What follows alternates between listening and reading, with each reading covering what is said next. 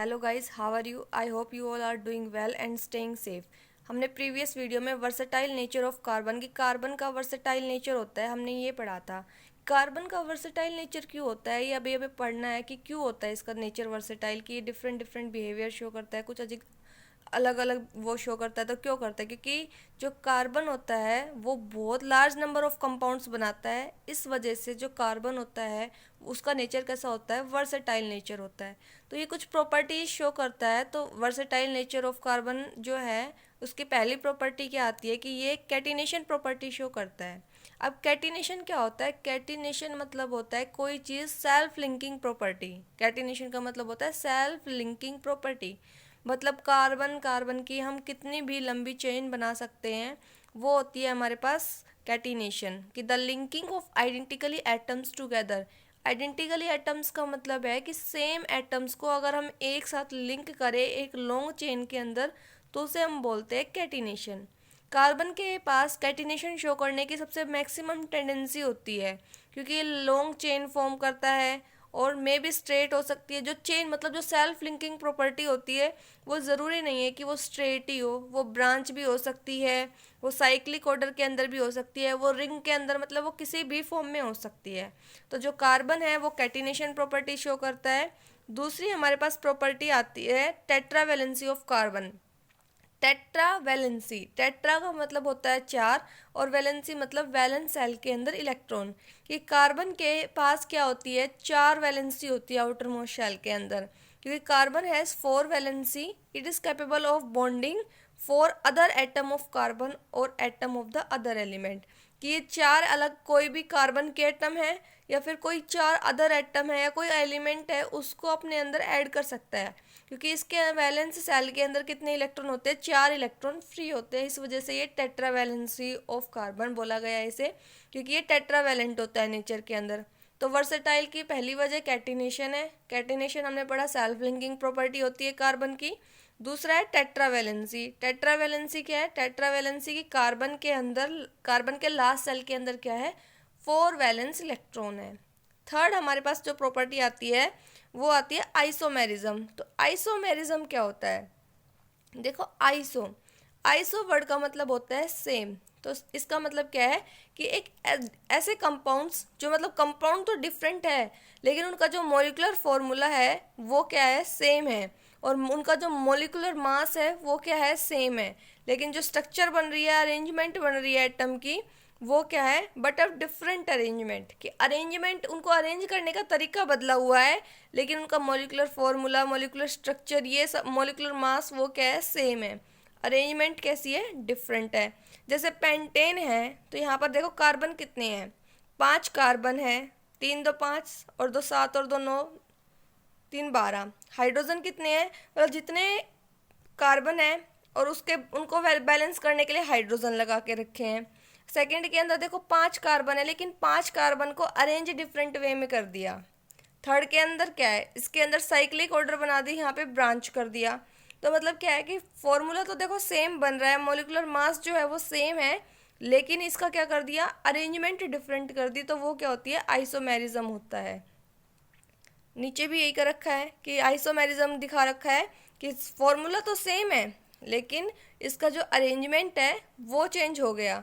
तो arrangement change होना और मॉलिक्यूलर फॉर्मूला, मॉलिक्यूलर मास अगर वो सेम है तो वो क्या है? आइसोमेरिज्म प्रॉपर्टी शो करता है। तो तीन प्रॉपर्टी अभी तक हमने पढ़ी कि कार्बन जो है वो वर्सेटाइल नेचर का होता है। तो वर्सेटाइल नेचर का क्यों होता है? पहली प्रॉपर्टी कैटिनेशन, दूसरी प्रॉपर्टी टेट्रावैलेंसी और तीसरी प्रॉपर्टी होती है आइसोमेरिज्म। अब हम पढ़ेंगे हाइड्रोकार्बन्स के बारे में।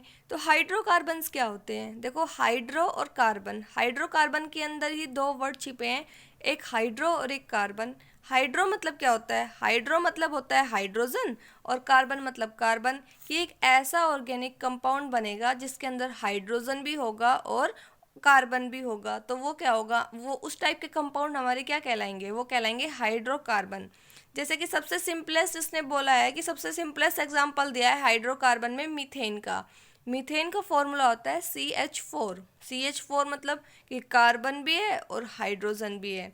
तो हाइड्रोकार्बन्स क्या हुए? जिसके अंदर कार्बन भी हो और हाइड्रोजन भी हो, वो क्या होते हैं हमारे हाइड्रोकार्बन। फिर आती है क्लासिफिकेशन ऑफ हाइड्रोकार्बन्स की हाइड्रोकार्बन को हम कैसे क्लासिफाई करते हैं, मीन्स कैसे अरेंज करते हैं। तो हाइड्रोकार्बन्स को यहाँ पर दो पार्ट्स में डिवाइड किया हुआ है, पहला है ओपन चेन और दूसरा है क्लोज चेन। तो ओपन चेन को इन्होंने एसाइक्लिक बोला है और क्लोज चेन को यहाँ पर बोला है साइक्लिक हाइड्रोकार्बन। तो ओपन चेन के अंदर क्या होता है और क्लोज चेन के अंदर क्या होता है ये देखेंगे अब हम। सबसे पहले तो ओपन चेन जो होती है वो दो पार्ट्स में डिवाइड होती है, पहला होता है सैचुरेटेड और दूसरा होता है अनसैचुरेटेड। तो पहला क्या है कि हाइड्रोकार्बन को हमने डिवाइड किया है दो पार्ट्स के अंदर, वो है ओपन चेन और क्लोज चेन।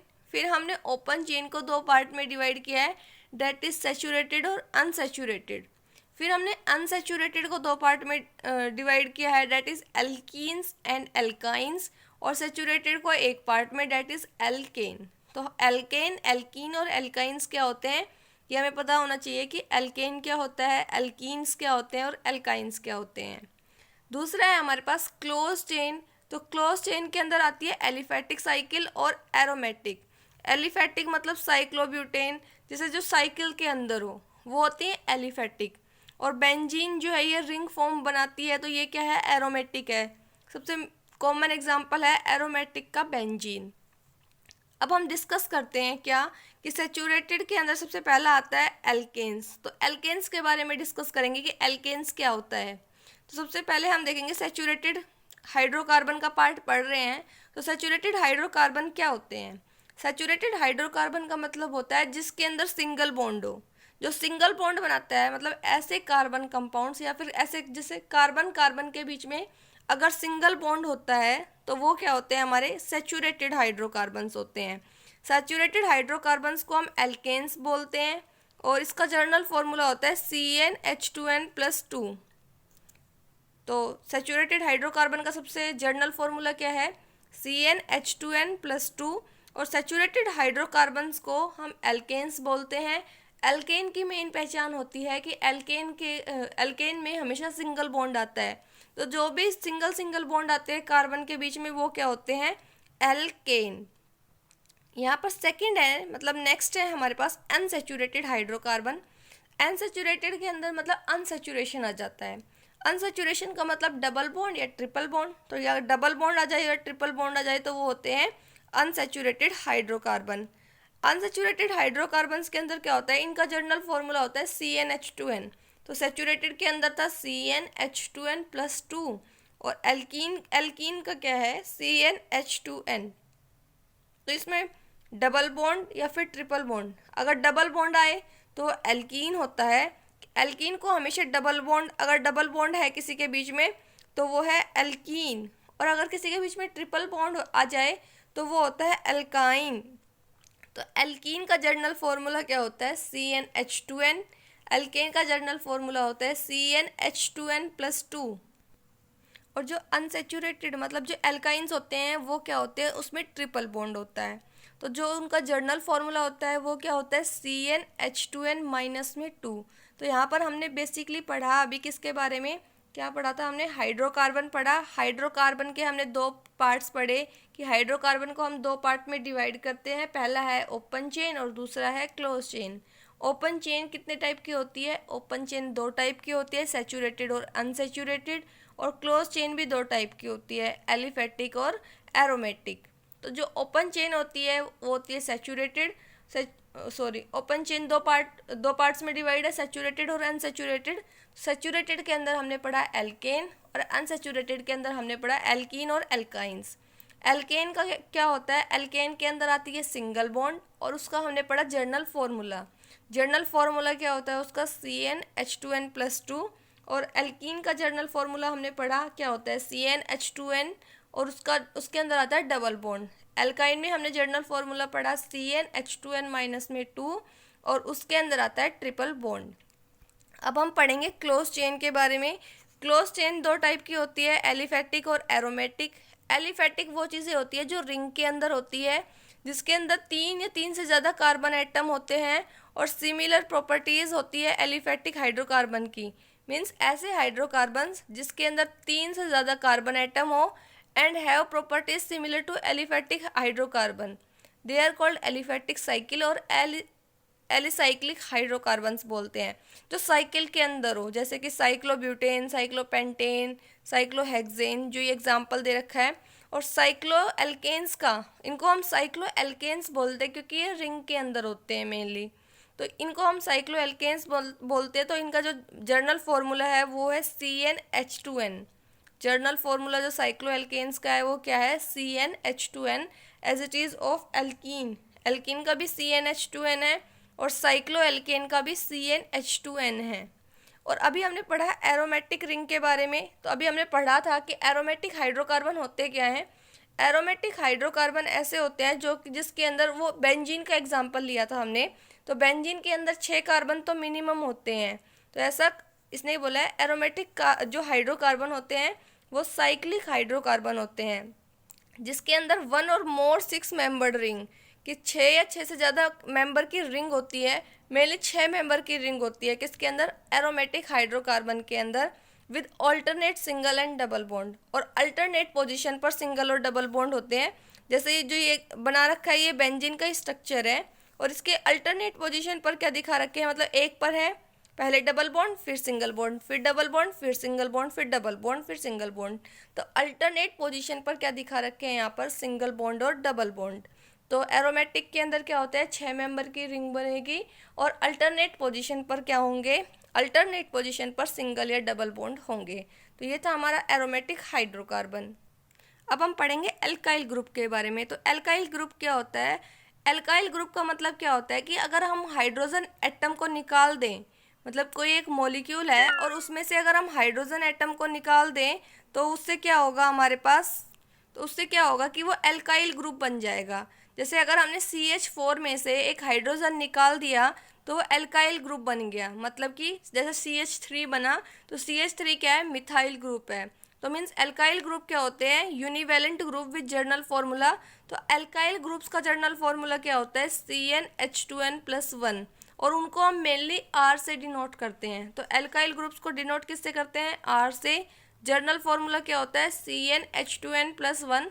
और एल्काइल ग्रुप होता क्या है कि एक हाइड्रोजन एटम का रिमूव होना किसी मॉलिक्यूल में से, वो होता है हमारा एल्काइल ग्रुप। अब हम पढ़ेंगे फंक्शनल ग्रुप के बारे में। तो फंक्शनल ग्रुप क्या होता है कि एक ऐसा एटम और ग्रुप ऑफ एटम होता है जो कि डिटरमाइन करता है केमिकल प्रॉपर्टीज़ किसकी, ऑर्गेनिक कंपाउंड की, कि ऑर्गेनिक कंपाउंड की केमिकल प्रॉपर्टीज़ को जो डिटरमाइन करे उसे हम बोलते हैं फंक्शनल ग्रुप। कुछ फंक्शनल ग्रुप यहाँ पर दे रखे हैं, तो फंक्शनल ग्रुप को हम देखेंगे कि क्या क्या फंक्शनल ग्रुप होते हैं। और फंक्शनल ग्रुप केमिकल प्रॉपर्टीज़ को डिटरमाइन करते हैं किसकी, ऑर्गेनिक कंपाउंड्स के केमिकल प्रॉपर्टीज़ को डिफाइन करते हैं। यहाँ पर कुछ फंक्शनल ग्रुप्स दे रखे हैं। हेलोजन, हम हेलोजन किसको बोलते हैं, क्लोरीन, ब्रोमीन, फ्लोरीन, आयोडीन, ये सब हेलोजन ग्रुप होता है। जो 17th ग्रुप होता है उसे हम बोलते हैं हेलोजन ग्रुप। तो उसके लिए हेलो, उसका फंक्शनल ग्रुप क्या होता है, उसे हेलो बोलते हैं। जैसे क्लोरीन है तो Cl उसको क्लोरो, Br को ब्रोमो, F को फ्लोरो। तो ये उनकी नोटेशंस दे रखे हैं, डैश Cl और डैश Br करके। और जर्नल इनमें, इनको हम बोलते हैं जर्नली हेलाइड्स बोलते हैं। ऑक्सीजन को हम एल्कोहलिक ग्रुप बोलते हैं, और एल्कोहलिक को हम OH से रिप्रेजेंट करते हैं। OH मतलब एल्कोहल्स। एल्डिहाइड के अंदर देखो CHO जो होता है, CHO वो एल्डिहाइड होता है। और कीटोनिक के अंदर होता है C डबल बॉन्ड O, ये कीटोन है। कार्बोक्सिलिक मतलब कार्बोक्साइल, तो ये कार्बोक्सिलिक एसिड को C डबल O H से रिप्रेजेंट किया जाता है। और अमाइंस को NH2, इनको अमीनो बोलते हैं। और ये जैसे टेबल में दे रखा है उससे देख भी लेंगे हम। तो ये जो फंक्शनल ग्रुप है, मेनली जो फॉर्मूला है इन ग्रुप का हमें वो पता होना चाहिए, और इनका जो जर्नल नेम है वो हमें पता होना चाहिए। तो फंक्शनल ग्रुप के बारे में हमने पढ़ा कि फंक्शनल ग्रुप क्या होते हैं। फंक्शनल ग्रुप जो है वो लार्जली डिटरमाइन करते हैं chemical properties of an organic compound, कि किसी भी ऑर्गेनिक कंपाउंड की केमिकल प्रॉपर्टीज़ को कौन डिटरमाइन करता है, फंक्शनल ग्रुप डिटरमाइन करते हैं। नेक्स्ट हम पढ़ेंगे होमोलोगस सीरीज। होमोलोगस सीरीज क्या होती है, homologous series is a family और class of structurally similar organic compound, कि सिमिलर ऑर्गेनिक कंपाउंड मतलब ऑर्गेनिक कंपाउंड जो होगा वो बिल्कुल सेम होगा लेकिन वो डिफर होगा बाय CH2 यूनिट। CH2 का डिफरेंस पाएगा हर एक यूनिट के अंदर, ऑर्गेनिक कंपाउंड का जो फॉर्मूला होगा वो सेम होगा। The member of homologous series is are called homologous. जो इनके मेंबर होते हैं उनको हम होमोलोग्यूज बोलते हैं। और कुछ होमोलोगस सीरीज जैसे यहाँ दे रखी है एल्केन्स, एल्कीन्स, एल्काइंस, ये सब जो है ये किससे डिफर है? डिफर बाय CH2 यूनिट, की स्ट्रक्चरली सिमिलर, कि इनकी जो स्ट्रक्चर है वो सिमिलर है ऑर्गेनिक कंपाउंड के, सेम फंक्शनल ग्रुप है, बट डिफर है किससे? CH2 यूनिट से। इसकी कुछ करेक्टरिस्टिक्स दे रखी है होमोलोगस सीरीज की। वो क्या है कि जितने भी होमोलोगस सीरीज है उसको हम एक जनरल फॉर्मूले से रिप्रेजेंट करते हैं। जैसे यहाँ पर बोला है एल्केन्स का फॉर्मूला क्या होता है, हमने पढ़ा था CnH2n+2। इसके अंदर जो N होता है वो क्या रिप्रेजेंट करता है? N जो है वो नंबर ऑफ कार्बन एटम, कि कितने कार्बन एटम है। जैसे 5 है तो N की जगह 5 रख देंगे, 2N की जगह तो यहाँ पर 2N, तो 5 to the 10+2 मतलब C5H12। तो मतलब एक जब कार्बन पेंटेन बनाएगा तो उसके अंदर 5 कार्बन है तो 12 हाइड्रोजन होने चाहिए, इसका मतलब ये है। जैसे एल्डिहाइड के पास सेम फॉर्मूला है, अभी हमने पढ़ा था कि aldehyde have journal formula CnH2n+1। ये वाला फॉर्मूला हमने कहाँ पढ़ा था? जब हमने एल्काइल ग्रुप बनाया CnH2n+1, तो वो हमने पढ़ा था किसके अंदर? एल्काइल ग्रुप के अंदर। जितने भी सक्सेसिव मेंबर डिफर्स इस मतलब जितने भी हैं ऑर्गेनिक कंपाउंड बनेंगे वो किससे डिफर होंगे? बाय CH2 यूनिट से डिफर होंगे।